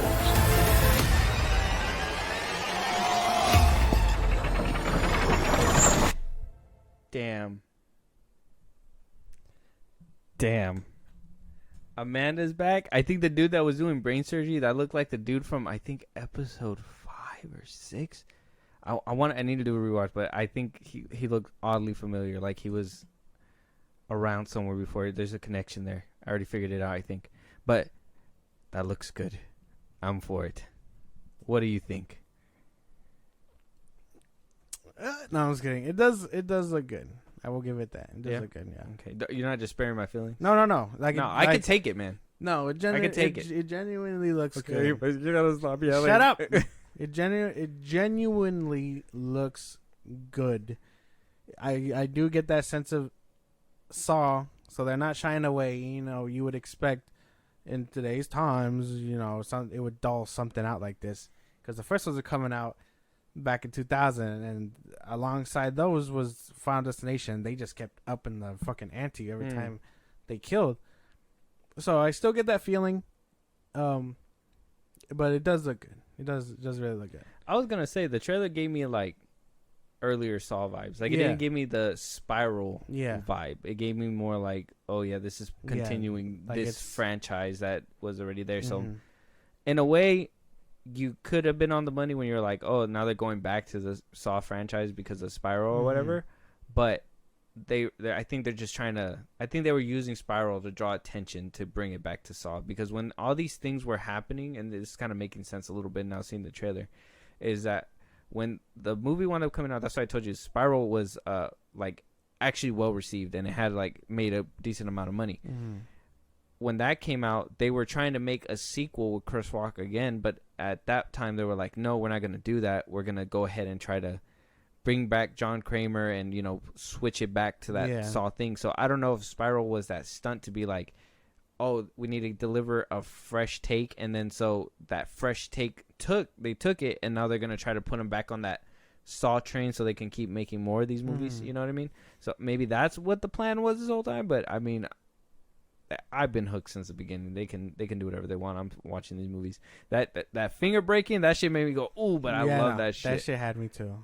Yeah, see, I'm intrigued by these movies, but I know I'm very squeamish, so it's like it's hard to keep my focus. What is it? The blood, the guts, or the gore? It's all. That would be all of it.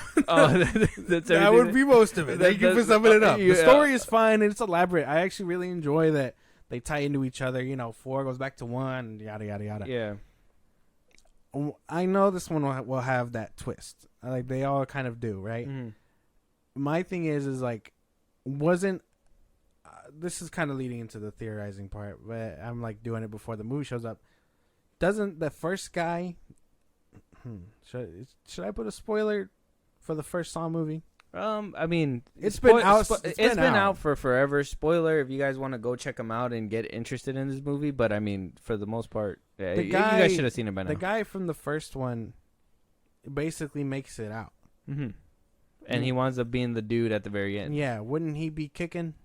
He'd be kicking around this time. Yeah, I think the director came out when they had asked him on a podcast or something, and he kind of, because he was like, I'm not gonna give away too much, but he was saying that they might find out what happened to the doctor after that, and what happened to his original apprentice, the one that like basically did everything after he passed away, the detective, the cop.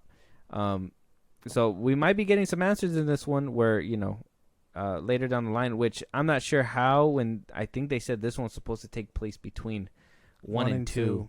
I've said that already. Yeah, so it has to be. It has to be setting up things correctly for the second one, because then that leads to the whole, but this doesn't add up. It retcons this, and like you don't want that with this franchise, because for the most part they are pretty good at tying their loose ends. They are really good at that shit. Even when they like, there is like a plot missing in one movie, they fucking fix that shit in the next one in some way or shape or form. So like a continuity for them is really big, and I enjoy that about this. Seeing Kramer back is great. I mean, I know a lot of people make the joke, oh, he's dead already. Yes, but with timelines, we can do whatever we want now. Star Wars has been doing it forever. You guys haven't been saying shit about that before, so I don't want to hear nothing. Saw is 100% valid. Yeah, but for the most part, it does look good. I don't know what it is, but John Kramer's voice, it's nice. It's always so soothing to hear. Like, I know there's like, he's talking about murdering people, but like him talking, it brings some sort of like soothingness. It's weird. So if anybody was going to murder you, you would want to hear that kind of voice? It would be, Yeah. You'd be like... Because he says things so calm. You know, like, he's an evil fucking mastermind. Yeah. You would expect more, like gravitas. You know what I mean? Something like that. Something, like, epic. But no, he just says that shit calmly. He's like, how he says it. Like if Morgan Freeman was... Some might say, like, a withering old man. So, he sounds like he's dying. Yeah. It sounds like death is speaking out of him because he's about to die. Yeah. So. He's like, let me just channel these last few words for you, fella. Right. Very good. The Saw X trailer is out now on YouTube. Go check that out if you guys want to check it out. Go watch the movies. There's 10 plus Spiral. Yeah. Mm-hmm. No, 9 plus Spiral. 9 plus Spiral. This one would make it 10. Yeah. Or 11. Is there like a watching order for this? Yeah. It goes 1, 2. It goes 1, 2, 3, Spiral, 4, 5, 6, and 7. Like that. Yeah. It goes like that. Spiral goes in between, I think, 3 and 4. Mm-hmm. And then this one's going to go between 1 and 2. So then it would be 1, the rest, 2, Spiral 3. Yeah, and I think the rest is basically in order. Yeah, well, no, because he dies in 3. So 4, yeah, I'm trying to remember. No, I would have to do a rewatch. I got to rewatch it, or at least see the movies, like the back of them, and I'll be able to tell you. But okay, for the most part, then Google the watching order, because for the time, it's kind of like the paranormal movies where they say like you got to watch them in this certain order, or Star Wars, you got to watch them in this sort of order for it to make sense, quote unquote. But I mean, for the most part, if you want to stay ambiguous for where the story goes, like watch them how they released, and you'll figure out your answers along the way. Yeah. So it's coming out September 29th, right? So it's close to Halloween. We'll probably get a chance to watch it, and we'll be able to give you guys a ranking of the Saw movies, including Saw X. If you guys want to see that, let us know. October is gonna be filled with fucking. Yeah, we're gonna do a Halloween. It's gonna be a lot of horror shit. We'll do that. Yeah, it's gonna be tough for me, but I'm glad to do it. It's gonna be fun for me. I'm gonna love this. This is the best time of year. I'm great. But, I'm gravy. But yeah.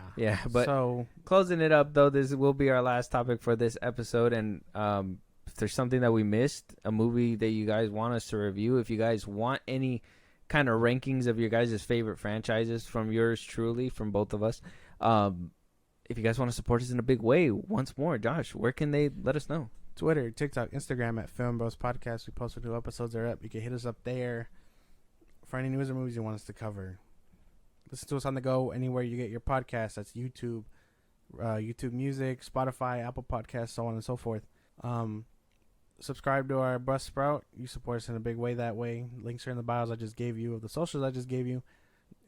Special perks to those who do subscribe, like shout outs and things only subscribers get to see. And then when it's all said and done, subscribe to our YouTube at FilmBros Podcast. Yeah, and we'll talk to you guys on the next one. Talk to you guys later.